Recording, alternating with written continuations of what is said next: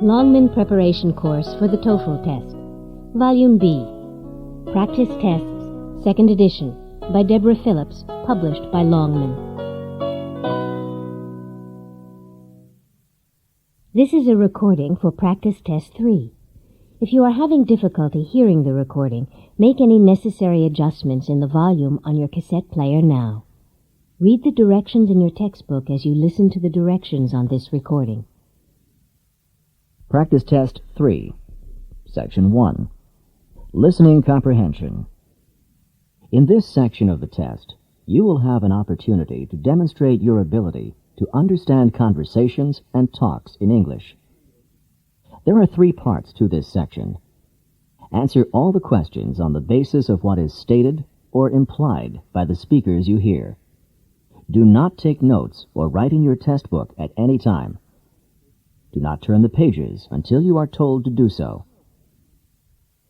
Part A. Directions. In Part A, you will hear short conversations between 2 people. After each conversation, you will hear a question about the conversation. The conversations and questions will not be repeated. After you hear a question, read the 4 possible answers in your test book and choose the best answer. Then, on your answer sheet, find the number of the question and fill in the space that corresponds to the letter of the answer you have chosen. Listen to an example. On the recording, you hear, "That exam was just awful." "Oh, it could have been worse." What does the woman mean? In your test book, you read, A. The exam was really awful. B. It was the worst exam she had ever seen. C. It couldn't have been more difficult. D. It wasn't that hard. You learn from the conversation that the man thought the exam was very difficult, and that the woman disagreed with the man.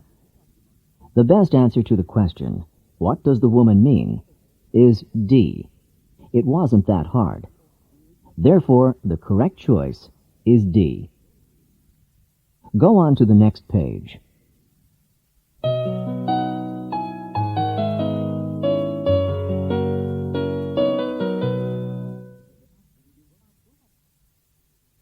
Now, we will begin Part A with the first conversation.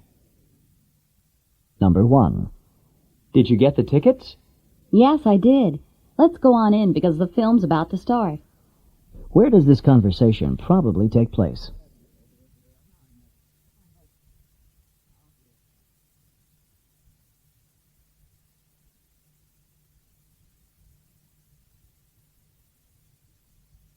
Number 2.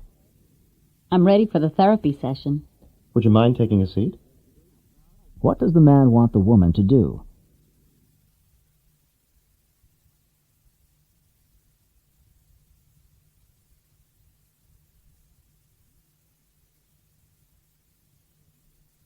Number 3. Can we meet later to work on our presentation? How about noon? What does the woman mean?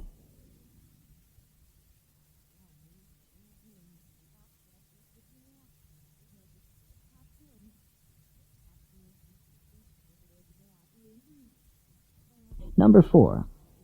I never want to take another test like that again. You can say that again. What does the man mean?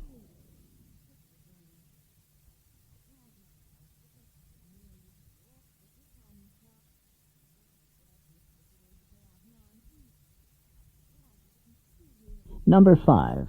Are you going to be finished with the yard work soon? I just have one part of the lawn still to mow and a couple of bushes to trim. Who is the man?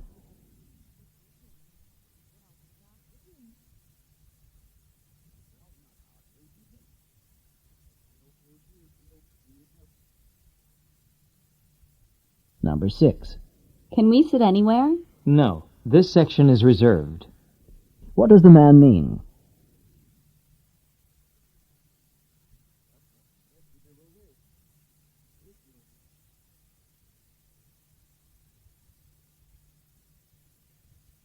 Number 7. Do you think we should bring the camera with us? That doesn't sound like a bad idea. What does the woman imply?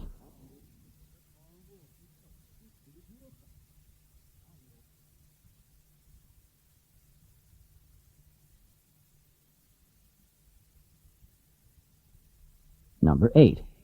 Have you finished washing the dishes? I've been working on my term paper instead. What does the man mean?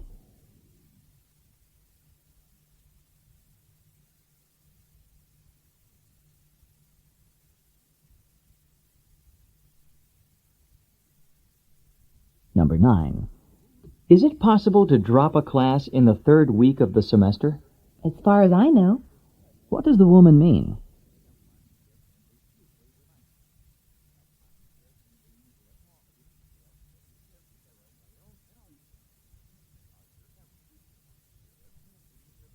Number 10. Can you turn off the lights when you leave? No problem. Our utility bill is high enough as it is. What is the man concerned about?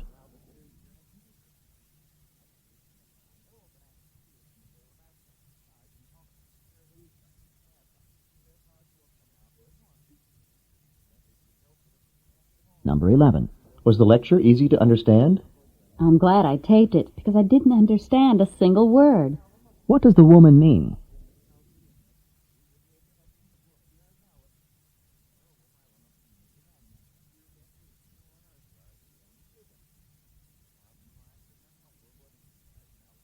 Number 12.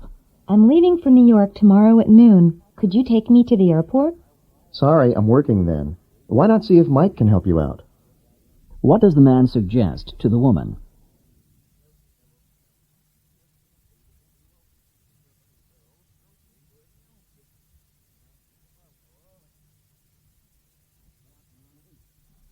Number 13.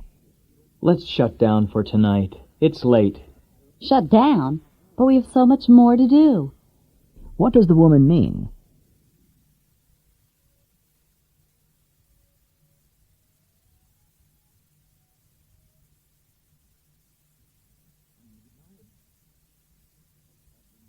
Number 14. Why don't we spend our vacation in the Bahamas?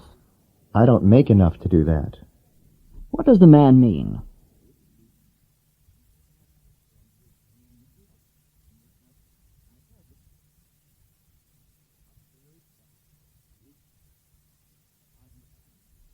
Number 15. Did Bob fix the radio? He took it apart and then left it. What does the man say about the radio?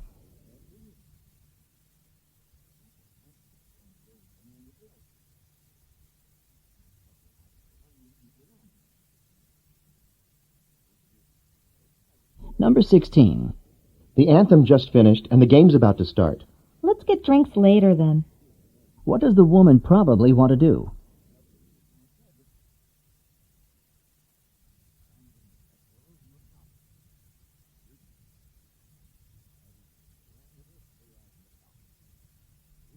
Go on to the next page.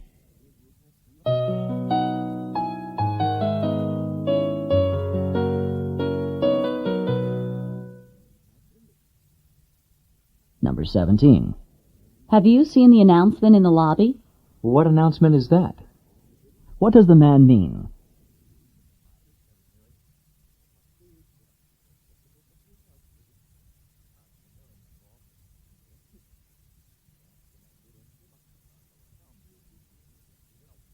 Number 18. I heard you were taking a nice vacation next week. Oh no, you're mistaken. I rarely take time off from work. What does the woman mean?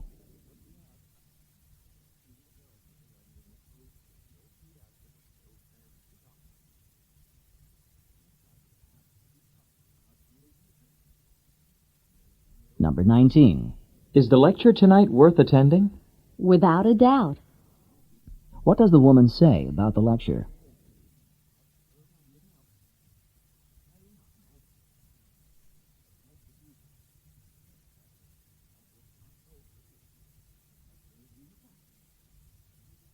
Number 20.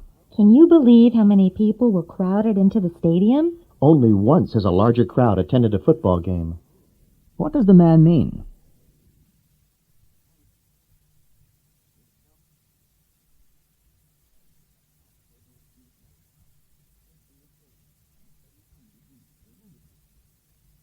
Number 21. The travel agent told me about a really good deal on a skiing trip. We'll have to look into that. What does the woman suggest?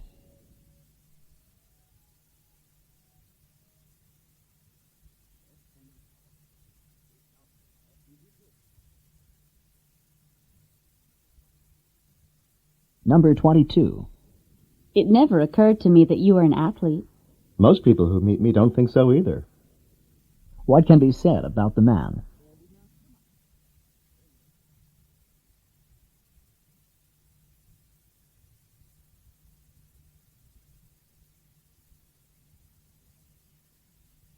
Number 23. Barbara only told me that she wouldn't be in today. That couldn't be all she said. What does the man say about Barbara?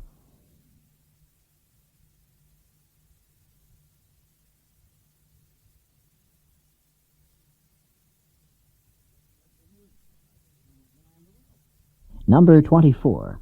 I can't believe it. All of my exams are finally over. I wish mine were. What does the woman imply?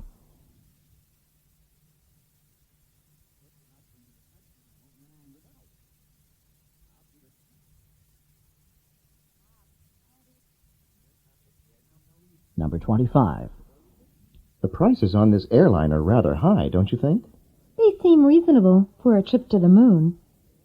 What does the woman mean?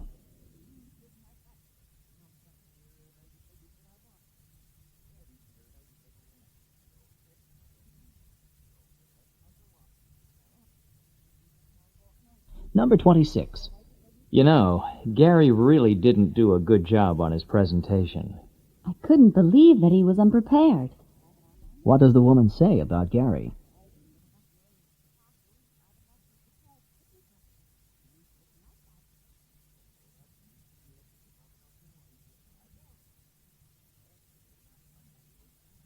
Number 27. Did the report get finished before you left last night? I wouldn't have left had it not been finished.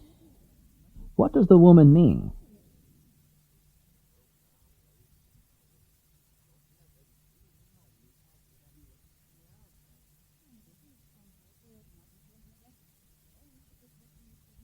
Number 28. I asked Roger if he was going to help us, but he really didn't answer my question. Oh, he's always beating around the bush. What does the man say about Roger?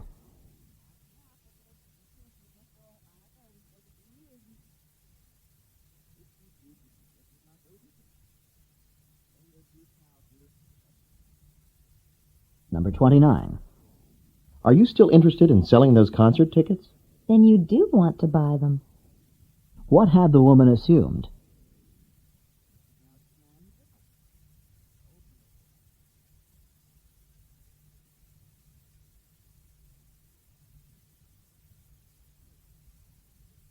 Number 30. Is it time for the meeting to start? You're here. I didn't think you were going to show up. Why is the man surprised?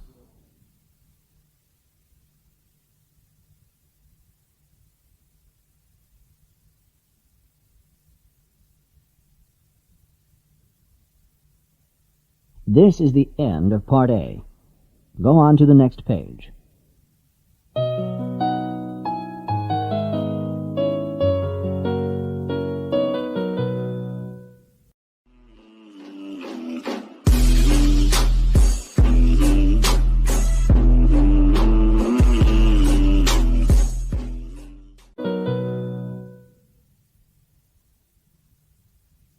Now read along with me as I read the directions for Part B.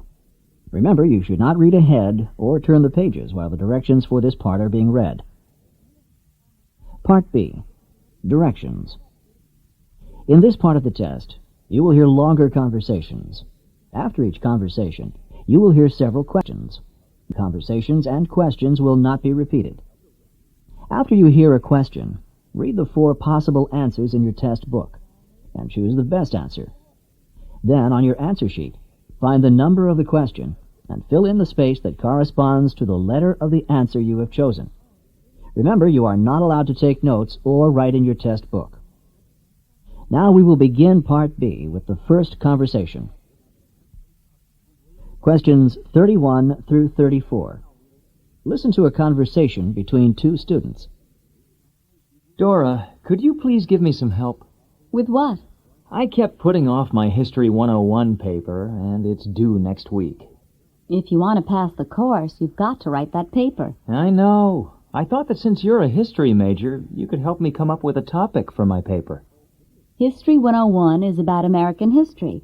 You could write about the Revolutionary War, or the Civil War, or World War I. Oh, I don't want to write about wars. I don't want to think about killing and death. Can you think of something else? Why don't you write about technology, inventions that changed American history? That topic seems a little broad. Maybe I should narrow it down a bit. Well, you could choose one invention, the telephone or the airplane, for example, and write about its effect on history. I know. My favorite topic is cars. I'll write about the invention of the automobile and its effect on American history. That sounds like a good topic for you. Now, you'd better get busy. You only have 1 week. Number 31. What does the man ask the woman to do?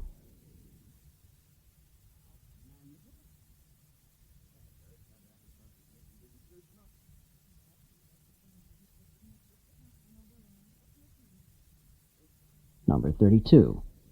When in the semester does this conversation probably take place?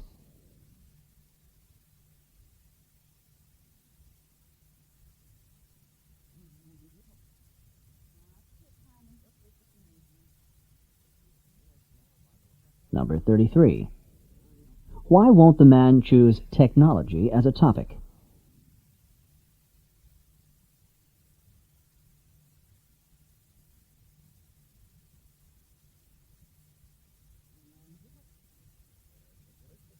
Number 34. How much time does the man have to write the paper?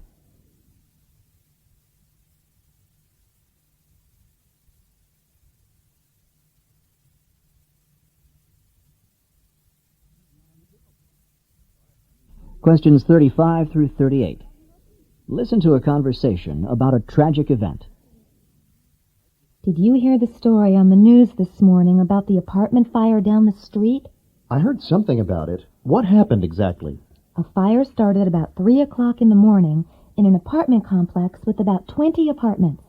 One of the apartments was completely destroyed, and several of the others were damaged. Do they know how the fire started? They're not sure at this point, but they believe that it was started by someone smoking in bed. It's a shame that one careless person can cause so much trauma for others, not to mention the thousands and thousands of dollars of damage. Even more serious than the damage to property is the harm to the apartment's occupants. I hear that several residents were rushed to the hospital, but at least none of them died. It's also frightening. Do you know of anything I can do to keep this from happening to me? I guess the best thing to protect yourself is to make sure that you have a smoke alarm and a fire extinguisher in good working condition.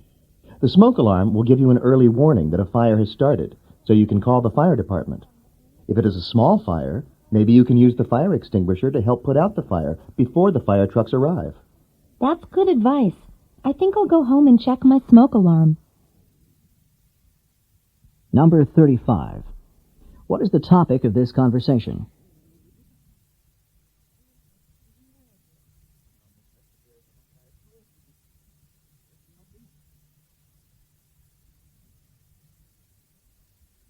Number 36. According to the woman, how extensively were the apartments damaged?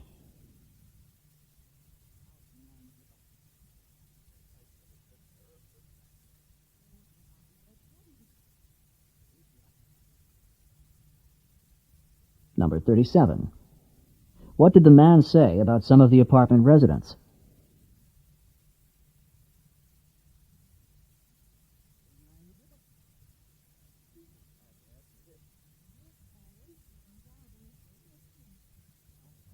Number 38.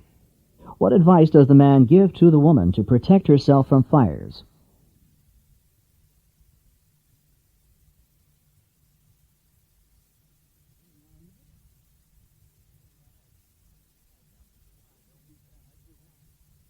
This is the end of Part B. Go on to the next page.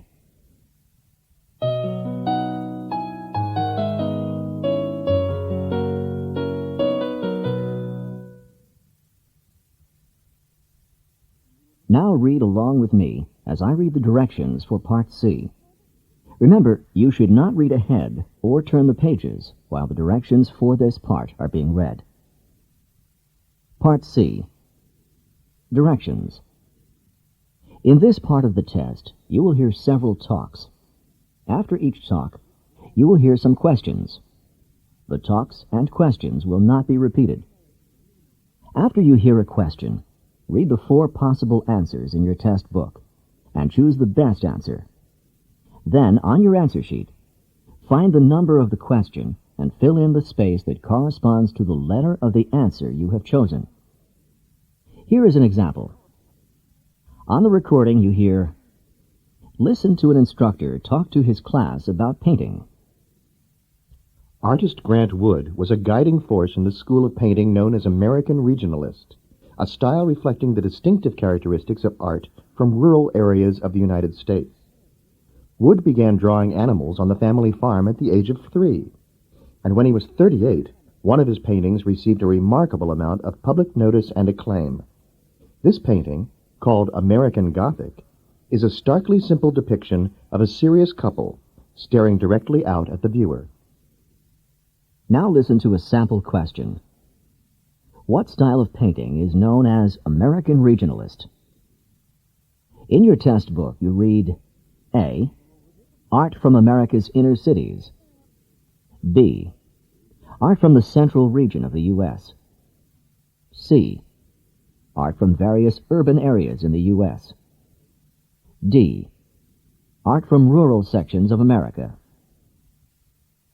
The best answer to the question, what style of painting is known as American Regionalist, is D.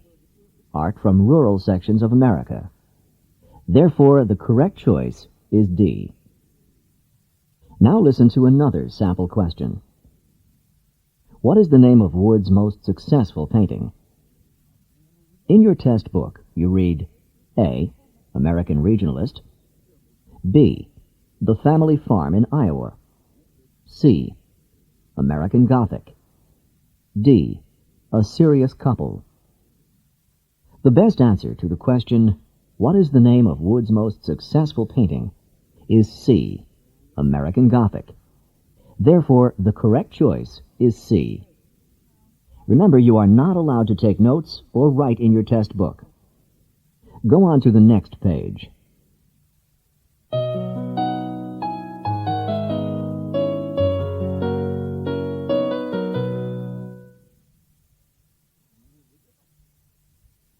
Now we will begin Part C with the first talk. Questions 39 through 42. Listen to a talk to university students. Welcome to the orientation meeting for dance majors. All of you in the room should be students who want to be dance majors. Oh, please let me introduce myself. I am Dean Peterson, the head of the dance department. If you are majoring in dance, the most important decision you have to make is which degree you will get. Let me explain. There are 2 possible degrees for dance majors, and the programs are quite different. One is geared toward performance, and one is not. The first possible major in dance is the Bachelor of Performance Arts. This is a performance-oriented degree. It is intended for students who wish to pursue a professional performance career in dance or in choreography. The second possible major in dance is the Bachelor of Arts Studies. This major is intended for those of you who are interested in non-performance dance careers, in areas such as dance therapy, dance history, dance administration, or dance education. Either major is a 4-year program, but many of the courses that you take along the way are different, so you will have to specify your degree choice early. I hope this information will help you to decide. Number 39. Who is the speaker?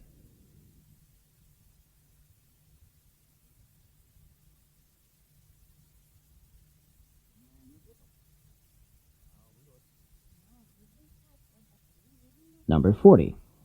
What decision do the students have to make?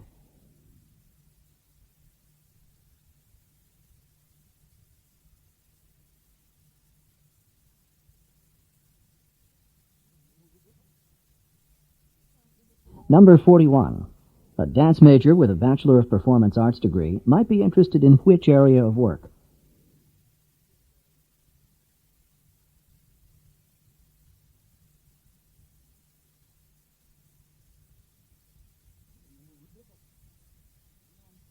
Number 42. What is true about the dance degrees discussed in the talk?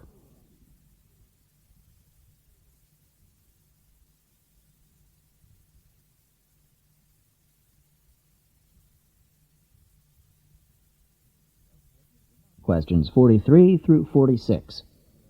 Listen to a talk about Cajun country. Now that we're all on the bus, I'd like to tell you a little bit about what we're going to be seeing today. The area that we're visiting is called Cajun country.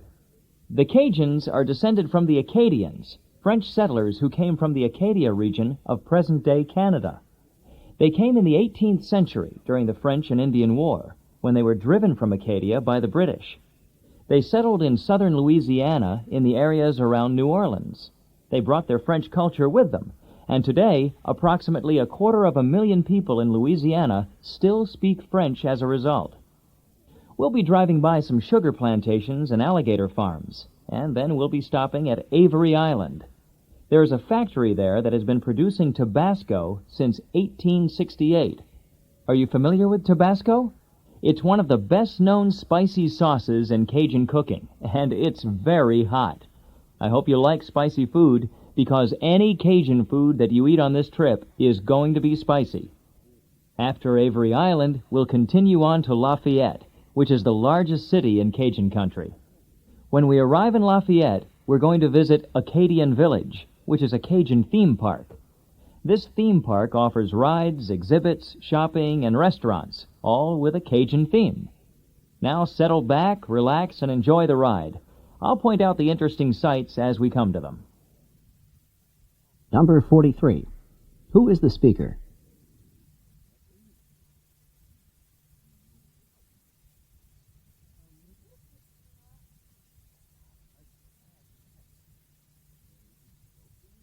Number 44. What is true about the Cajuns?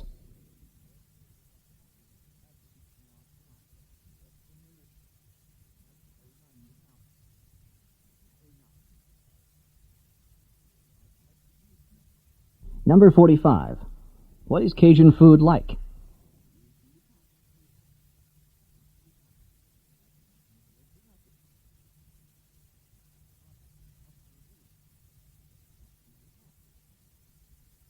Number 46.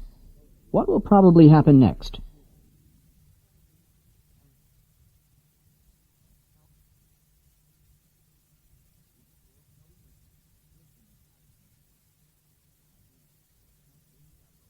Questions 47 through 50. Listen to a lecture given in a college course. The development of the radio into a worldwide force occurred relatively quickly. In 1920, only 19 years after Marconi sent the first wireless signal across the Atlantic, the world's first radio station was established in Pittsburgh, Pennsylvania, and by 1923, nationwide broadcasting was possible in the United States. Radio broadcasting was initially totally uncontrolled, and each of the dozens of existing stations broadcasted its programs whenever and on whatever wavelength it wanted. The result for listeners, as you can imagine, was often a garbled mess. This confused situation in radio broadcasting lasted until the Federal Communications Commission, which is often referred to as the FCC, was created in 1930 by the United States government. The initial purpose of the FCC was to regulate radio broadcasting. Each station was assigned a wavelength for its broadcasts to minimize interference from other radio stations. Number 47. What is the topic of this talk?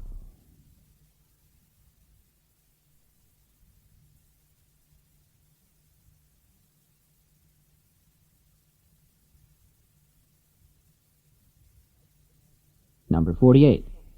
This lecture would probably be given in which course?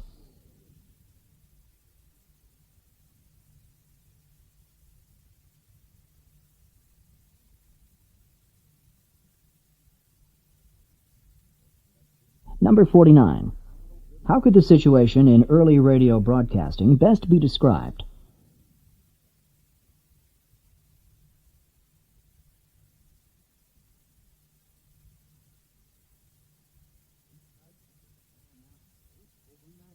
Number 50. What do the initials FCC stand for?